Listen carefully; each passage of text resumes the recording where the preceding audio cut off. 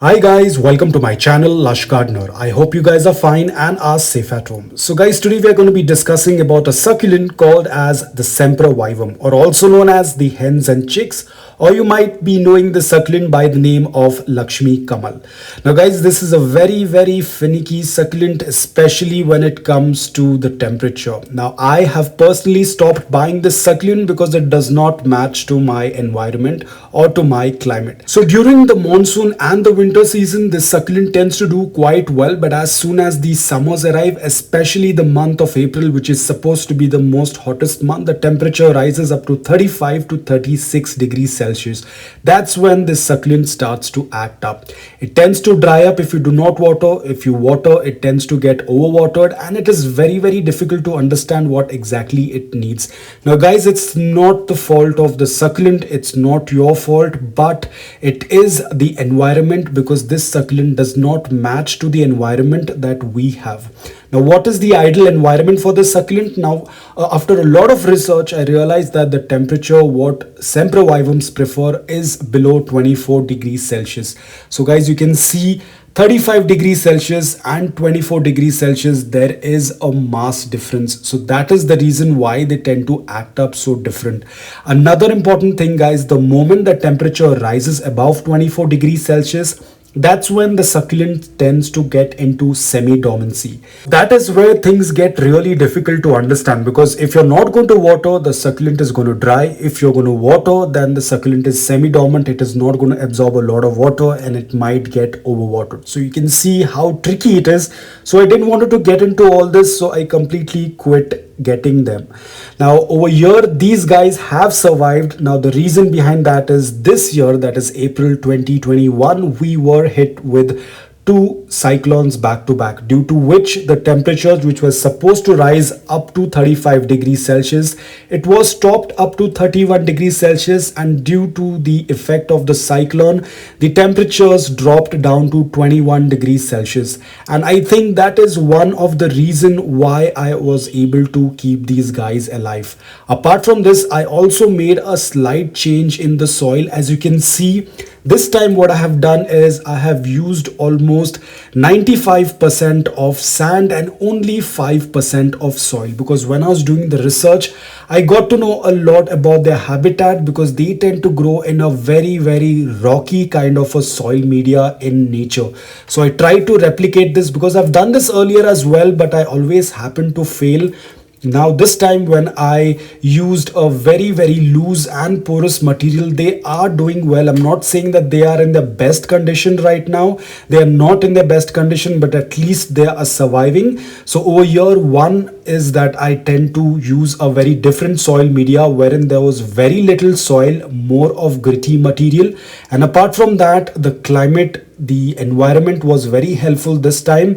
It happened to drop the temperatures below 24 degrees Celsius. So I think that was also a very key point for keeping them alive. Now guys, definitely the monsoon season, winter season, they will be doing quite well. But again, I'm not very sure how they are going to perform once the summers arrive. So the entire intention of this video is not to demotivate you guys, but to make you understand what are the requirements of Sempervivums, because a lot of people have been telling me that they have been killing this particular succulent. So you need to understand why. It's not your fault. It's basically the environment differs from their natural habitat. Now guys, if you belong to a place which is really cool and dry, then this succulent will do excellent. In fact, it will start multiplying at a faster rate. In fact, even if you're going to separate the pulp or the offset from the succulent and put it in the soil, it will start to grow, provided that your temperature is cool, it's dry. However, my temperature tends to get slightly warm during the summer months, and the humidity also tends to rise, so they do not prefer such kind of environment. Now I have seen a lot of pictures on Google. You can definitely check them out, and you will be surprised to see how they tend to grow in their natural habitat. They tend to grow somewhat like weeds. So you can imagine, if they receive the correct type of environment, they are the most easiest plants to grow. But unfortunately, my climate is not adaptable for them, so I have given up on them. But let's see how far I can go with these 4 succulents that I have over here. I have done my best with the soil media and I have reduced the watering here. You can see the soil is very dried. In fact, the succulents are also dehydrated because I am quite confused about watering them. I'm quite scared to water them because till now they have been doing quite well. I haven't watered them for almost a month and a half, but still you can see they are doing quite well because right now it's the monsoon season. There is a lot of humidity around, so probably they are trying to absorb the moisture from the air, so they have been doing quite well.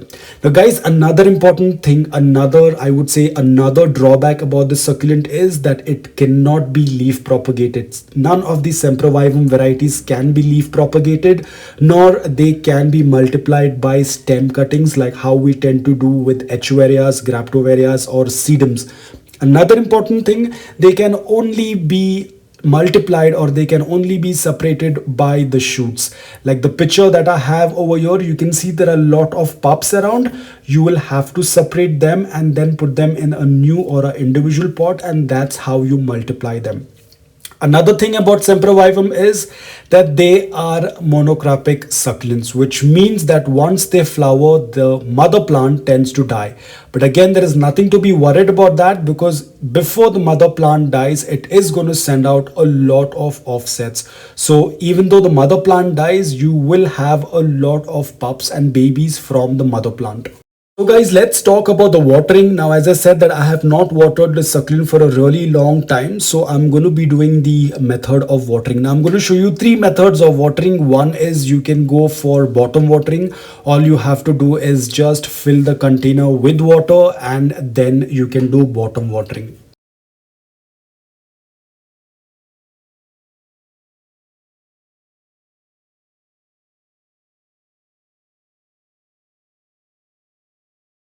The next method, what you can do is top watering. Now again, you have to be extremely careful because you do not want to drop water on the succulent. So you can do watering with a pipe. Now again guys, it's slightly difficult to do top watering, especially if the pot is really small, because the water can fall onto the succulents. Now you can see my soil is drying up so quick because I haven't watered it from a really long time. So you have to be extremely careful when you're watering Sempervivums. Do not drop water on the leaves or on the succulent, just water the soil.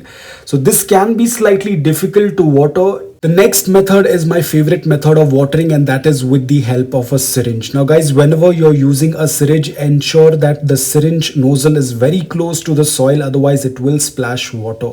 Now it's very good for especially watering for smaller pots or for succulents that are very tiny. It becomes very easy to water with a syringe. Now guys, I know this is a lot of work and a lot of efforts, but guys, remember at the end of the day, the efforts and the work that you put into your plants, the care that you give for your plants, it will be rewarding and they are going to show the love back to you. So it completely depends upon you, however the way you want to water them, but the type of watering styles that I show you are the most safest way to water your succulents. So here is another succulent that I had got as a freebie when I had bought a combo of succulents. Unfortunately, the mother succulent did not survive in the transit. She completely melted. But luckily I was able to separate an offset from the mother plant, and this is the offset. It's been doing quite well. I will also show you how I water small tiny pups like this. The best way again is bottom watering without dropping any water on the succulent, because guys, remember, these pups are very fragile. Any water that will fall onto them can lead to either sunburn. Now if such a small pup will get sunburn, then there will be hardly anything left. So you need to be extremely careful that you do not drop water on them. So you can see it hardly took 40 seconds for the complete soil to get wet, because this is a very small pot. So it's very simple. All you need to do is just keep the pot in a container of water and you're done. You do not need to be worried that the succulent got wet or the water fell onto the leaves. It is that simple.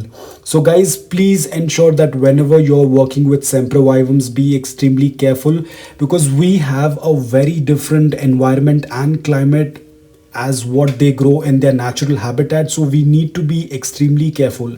Now I don't know what their future lies, how it's going to react when the next summers arrive, but till then I will try my best and give them the best care as possible. So let me sum up everything quickly. Sempervivums prefer temperatures below 23 to 24 degrees Celsius. They can handle slightly higher temperature, but they tend to go semi-dormant.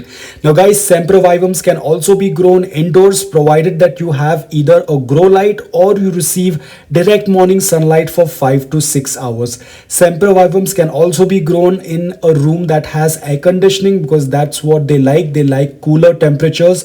They are frost hardy, which indicates that they can tolerate low temperatures. Now guys, ensure if you're using these succulents or you're placing these succulents in an air conditioned room, ensure that you do not place them directly under the air conditioning vent, otherwise it will dehydrate these Sempervivums. Talking about the soil has to be very gritty. In their natural habitat, they tend to grow on rocks or they have a very rocky growing media, so ensure you tend to replicate something like that. Again, Sempervivums cannot be propagated with leaf propagation like our other succulents. Talking about dormancy, whenever the temperature rises, they tend to go dormant, so avoid adding any kind of fertilizers during the summer months or during their dormant period. Their active growing period would be during the winter months or during the winter season.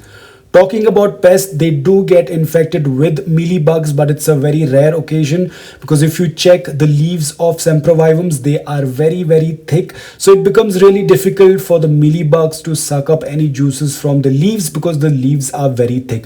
But in case if you happen to see any mealybugs, you can either sprinkle a pinch of cinnamon powder or you can use any organic solution that you have been using for your other succulents. So guys, I hope that this video on Sempervivums was helpful to you. If it was, please hit the like button. If you're new to my channel, please consider subscribing it. Until then, take care, stay safe and keep propagating.